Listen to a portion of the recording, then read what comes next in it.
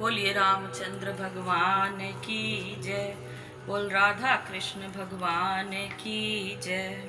बोल लक्ष्मी नारायण भगवान की जय।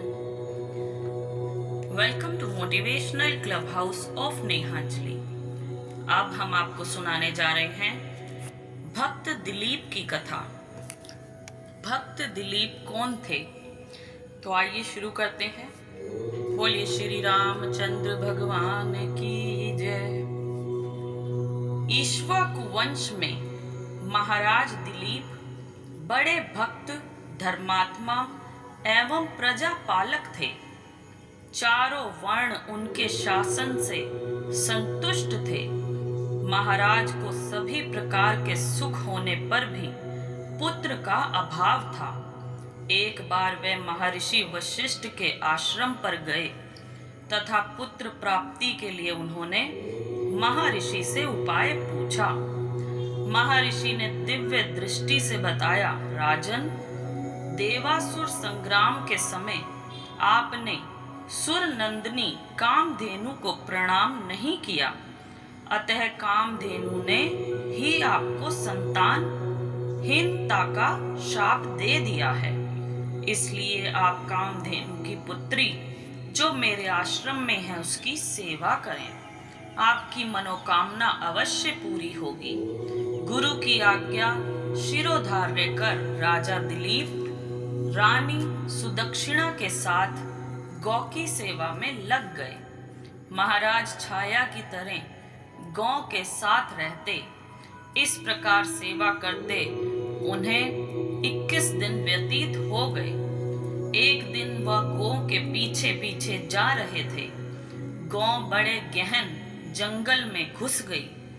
वे भी उसके पीछे पीछे जा ही रहे थे कि अचानक उन्होंने देखा कि गौ के ऊपर एक सिंह चढ़ बैठा है और गौ का वध करना चाहता है। महाराज ने बाण निकालकर उसे मारना चाहा, किंतु उनका हाथ जहां का तहां ही रुक गया। उन्होंने दीनता पूर्वक सिंह से कहा कि आप कोई सामान्य सिंह नहीं हैं, आप देवता हैं। इस गौ के बदले में आप मुझे भक्षण करें। सिंह ने कहा, यह वृक्ष भगवती पार्वती को प्रिय है। भगवान शंकर ने इसके रक्षार्थ मुझे नियुक्त किया है। यहाँ जो भी आता है वही मेरा आहार है। इस विषय में आप कुछ भी नहीं कह सकते। महाराज ने कहा, सिंहराज, यह गौ मेरे गुरुदेव की है। मैं इसके बदले में आपको सब कुछ देने को तैयार हूँ। आप मुझे खा लें और इसे छोड़ दें। सिंह ने बहुत समझाया पर महाराज ने एक भी ना मानी। अंत में सिंह तैयार हो गया। महाराज जमीन पर पड़ गए। थोड़ी ही देर में उन्होंने देखा तो वहां ना सिंह था ना वृक्ष, केवल कामधेनु खड़ी थी। उसने कहा, मैं बहुत प्रसन्न हूँ, यह सब मेरी माया थी। आप मेरा दूध दूहकर अभी पी लें, आपके पुत्र होगा। महाराज ने कहा, देवी, आपका आशीर्वाद शिरोधार्य है, पर गुरुजी की आज्ञा के बिना मैं दूध नहीं पीऊंगा। संध्या के समय कामधेनु महर्षि वशिष्ठ के आश्रम पर पहुंची। महाराज ने सारा वर्णन ऋषि को कह सुनाया। वे प्रसन्न होकर बोले, राजन, आपका मनोरथ पूरा हुआ।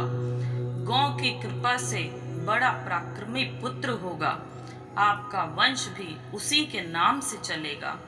यही बालक रघुकुल का प्रतीक्षदाता रघु नाम से विख्यात हुआ। बोलिए श्री रामचंद्र भगवान की जय। तो ये थे भक्त दिलीप, उनकी कथा। अगर आपको कथा पसंद आई हो तो प्लीज़ इसे लाइक कीजिए, ज़्यादा से ज़्यादा शेयर कीजिए, और अगर अभी तक चैनल सब्सक्राइब नहीं किया है तो प्लीज़ चैनल को सब्सक्राइब कीजिए। Thank you so much. जय श्री राम।